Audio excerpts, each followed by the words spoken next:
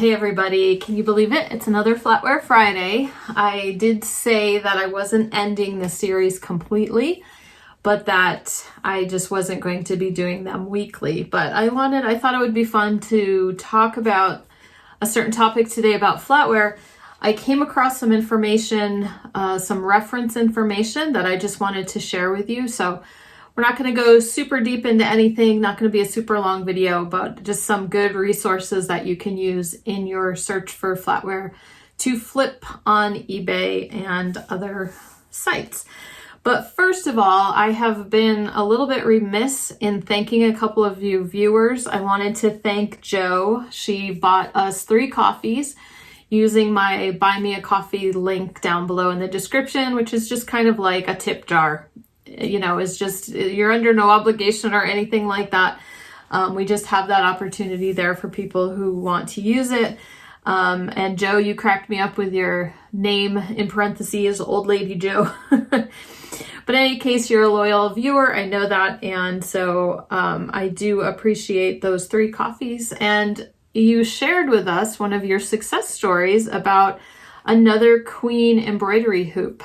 So that's so exciting. Congratulations for your sale of that embroidery hoop for $300 that we talked about in an earlier video.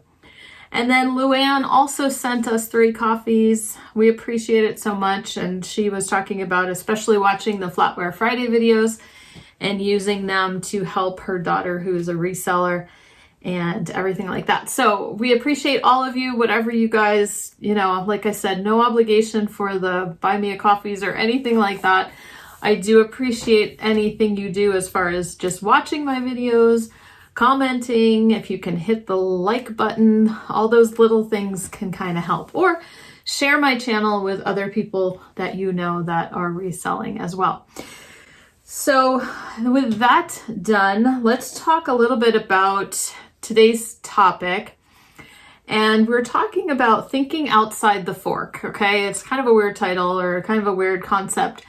But what I wanted to talk about today was all those other little pieces that are included in flatware sets sometimes that we might come across when we're thrifting. So in other words, not just the dinner fork, the dinner knife, the dinner spoon, the teaspoon, the salad fork, you know, not just the regular place settings, but what about all of those other little pieces?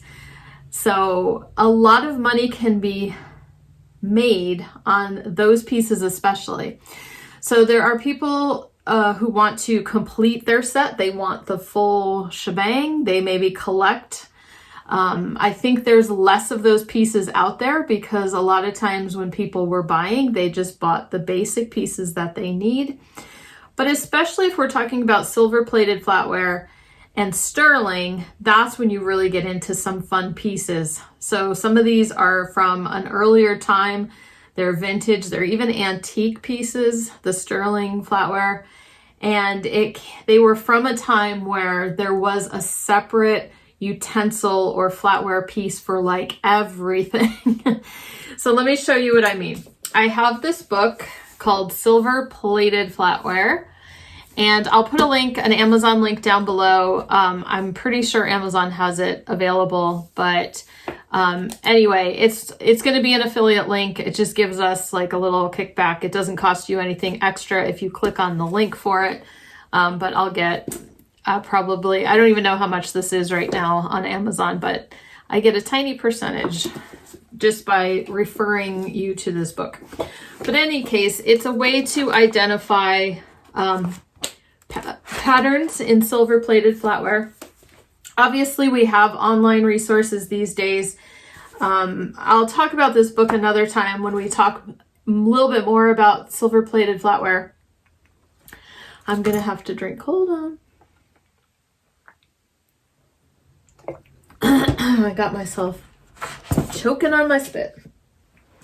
Okay, so what I think is fun in the back of this book is that they have some... I'm going to have to edit all this coughing out. Okay, in the back of the book they have these, it's called a Gorham Catalog Reprints. And then if you go into the next few pages, they're basically like a photocopy of those pages from a Gorham catalog. Super exciting, super interesting to kind of look into.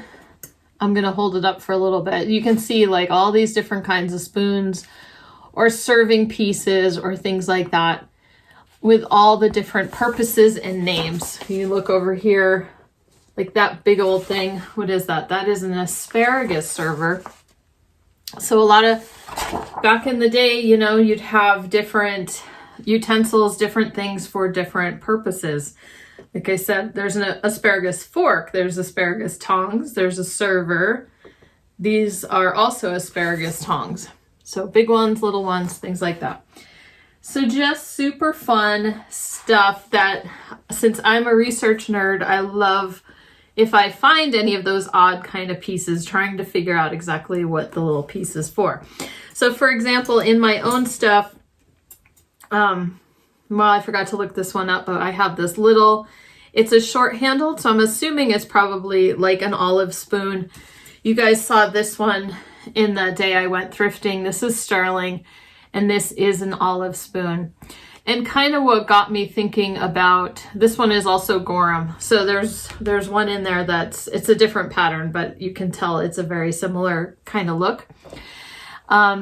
What kind of got me thinking about this whole topic was the fact that I'm going to put up a picture on Ruby Lane. I recently sold this olive spoon. So as you can see, this one had smaller holes, and the one I sold was just kind of like one big hole. And it's, you know, for draining the olives as you pick them up. But there's also, like this one is a fork. I have this listed on Ruby Lane, and I think it's sterling, but this is considered an olive fork. So it's for, but you know, you could use it for lemon wedges, you could use it for different things. So I must have done the research at the time and found out that was kind of the official name for it. Then we have this cute little guy. I've seen longer ones, and they call them tomato servers, which I think actually technically that might be what that is. And this one's really short, so it's on replacements.com as a bonbon spoon. Okay. Then there's, you know, different things, different tongs. I was like, this one's pretty hardcore. It's like a two-handed thing, but sometimes they're claws at the end. I've got this one that has spoons at the end. So some are for sugar cubes, some are for lemon wedges. Then I've got, so some of these ones I'm showing you, I have listed. Some are not listed yet, and I will get to those eventually. We've got these cute little spoons that would look like a demi-tasse spoon, like, or for a little coffee spoon. But here's an example of a demi-tasse spoon. And you can see the difference in the bowl. So a demi-tasse spoon generally is like the same shape as a teaspoon, only it's a lot shorter. So this one actually is a chocolate spoon, like a hot chocolate spoon. So isn't that so much fun? I think this one's for lemon. And it's just fun. I've came across this piece. You know, normally you would think kind of pie, but it's rounded. So you can see it's a little serving doohickey. It's called a pastry server, right? So super fun. You can tell I get like nerded out by these things. But anyway, let's take a quick look at another resource that I discovered online for helping you identify the name of those pieces, okay? Let me show you that real quick. So I'm sure you could Google and find, maybe on Pinterest or all sorts of different places, a bunch of different graphics of different flatware piece types and their names. But look at what I found right here on replacements.com. They have a whole page, flatware piece types. So again, I'll link this in the description, or just do a Google search for flatware piece types, and this is what will come up. So look how fun this is. It's a flatware checklist. It's for people who are trying to fill and finish out their sets, and so they can make a checklist for their inventory and things like that. So it kind of gives a basic shape of all the different pieces and then what their names might be and a little description of them. So isn't this helpful?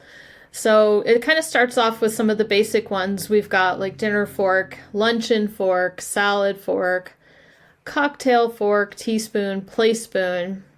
There's what they decided to use here. They say oval soup spoon most of the time, but plate spoon. And they acknowledge right there, many people call these tablespoons, okay? So we've had discussion about that, haven't we? We have some cream soup spoons, gumbo spoons, iced tea, demitasse, and then different types of knives, tablespoons, ladles, another tablespoon, pie, cake server. But if you go ahead, you click see more, we start to get into some of these more unusual ones. We've got casseroles, asparagus, the asparagus serving fork, kind of like we saw those pictures. Here's some of those baby pieces. They have something called a bacon fork. There's the bonbon spoon that I showed you a minute ago. Another type of bonbon spoon, bouillon, a butter pick. That's another one. Butter, lemon, olive kind of thing. It's for like picking up butter pats. We have spreaders. We have cake breakers, cake fork. You notice the one tine is a little bit thicker on that side. Let's see, some other pieces, casserole spoons, caviar forks, cheese knives, cheese planes, cheese servers, chocolate spoons, kind of like the little ones I just showed you, dessert and fish, and then a fish knife, fish serving fork. So you get the idea, right? So they have a nice little description. And obviously, once you figure out the pattern, if you use replacements.com, if you use their little image search also, and you can find the pattern, then you can go into the pattern itself and look for the different pieces and see what they're calling that particular piece. And sometimes, like I said, the shape can be very similar and it's hard to tell from a picture. And so if you go into replacements, they should give the measurements, and that should help you narrow down exactly what you've got. Anyway, here's a few more that they have. The food pusher, fruit knife, fruit spoon, grill fork. This was something I thought was interesting. I've sold grill forks before, grill knives. You see that a lot of times in silver plated sets.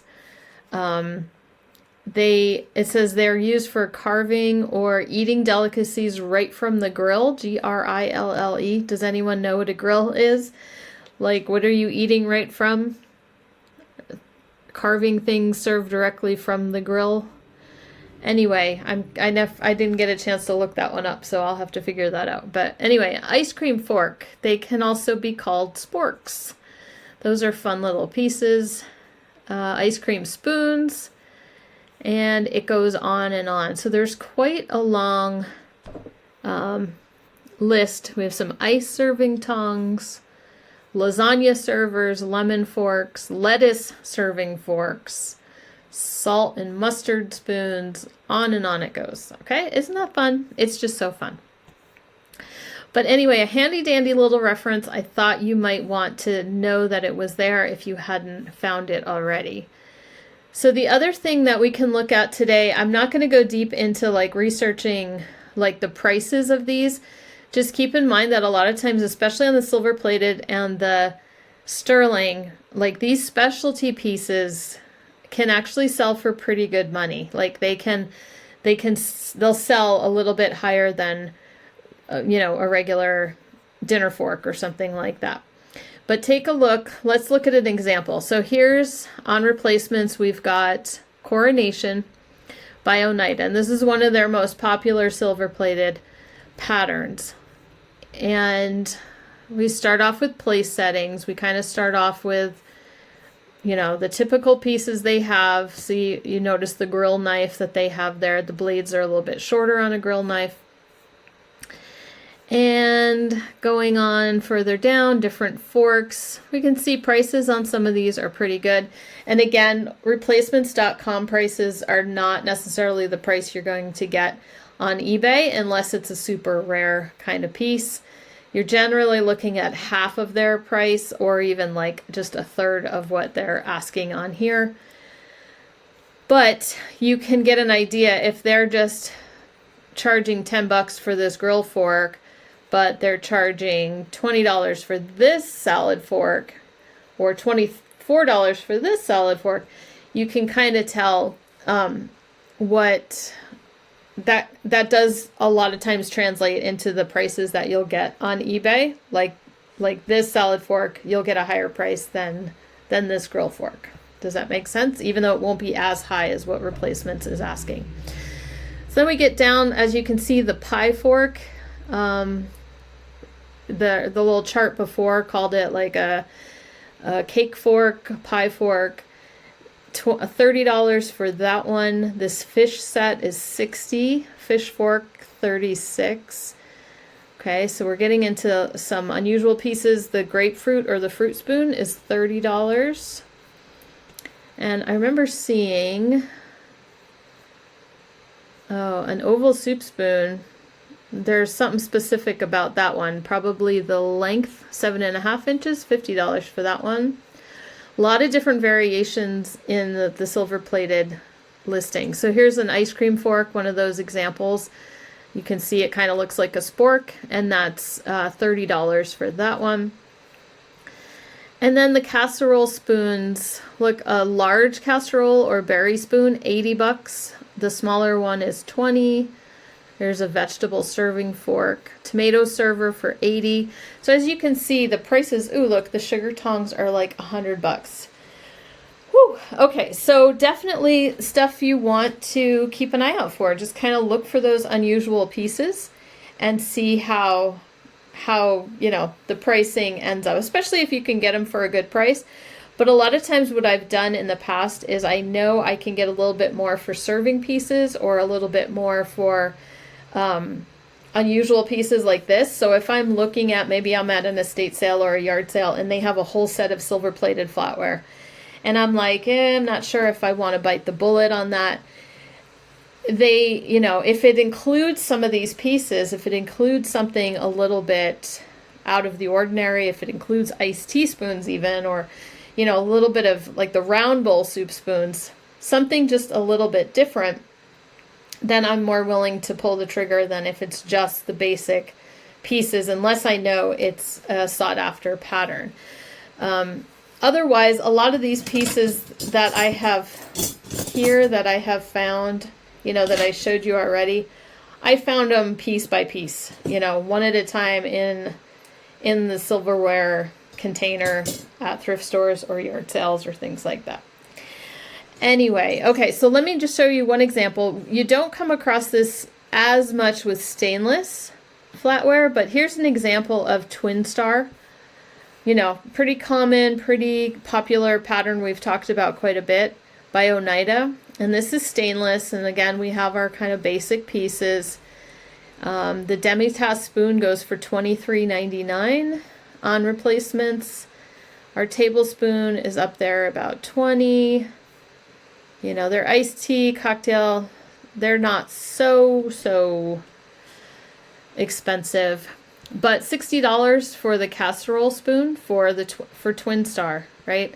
So again, probably these pieces that not everybody bought to add to their set when it was originally coming out. Twin Star is one of those Betty Crocker programs, flatwares from the Betty Crocker program. So if you didn't think you needed those serving pieces, or maybe it took a lot more to save up some of those coupons, then people didn't include it. So there's just not as many of them out there. Here's the cold meat fork, $22.99. And I would imagine there's got to be a lot of people who started to collect sets and didn't finish.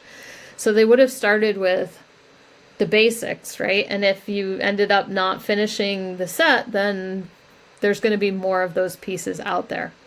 $20 for a pie server. Again, these aren't necessarily going to be eBay prices, but it gives you an idea. There's a little jelly server. I've sold that before. There's even a lasagna server. I have never seen that one in all the times I have bought Twin Star pieces. I do know, I'm trying to think, did I see it up here? Generally, the demi-tasse spoon in Twin Star, yeah, there it is, $23.99. Did I say that already? Anyway, that's usually a good seller if you can come across that one. So it's not unheard of that you'll, oh, a cake breaker in Twin Star. Carving fork. No way. I have never come across these at all. So that's super fun. Something to kind of have a goal to be on the lookout for. See that lasagna server? That would be so cool. Anyway, okay. So like I said, it's not maybe as common to come across all these different pieces in the stainless patterns, but sometimes they do. Sometimes Reed and Barton did some unusual pieces, Gorham, things like that. But definitely in the silver plate, especially the older silver plate, and sterling, back when people were actually, having a different flatware piece for practically every dish that they had on the table. Okay, let's go back to the other camera for a second. Okay, so hopefully that gave you some ideas. It gave you some more things to be on the lookout for when you're out thrifting for flatware, and realizing maybe what you can pay up a little bit for, or definitely things to be on the lookout for. Like if you're only finding just one little piece, it's okay because it's an unusual piece. So, use it as a starting point, do some more research on those pieces, take a look at that link, and that can kind of help get some of the names of those pieces in your brain as well. I just was going to say, leave me a comment down below about the most unusual flatware piece or utensil that you have ever found and sold, if you have been doing this for a while. So I hope any of that information was helpful to you, and I will see you soon with probably an update on how the productivity challenge is going. Probably another reason why this video is a little bit shorter is because I have other things on my checklist to get done today. And so we'll give you an update on how that's going later on in a few days. I'll talk to you guys later.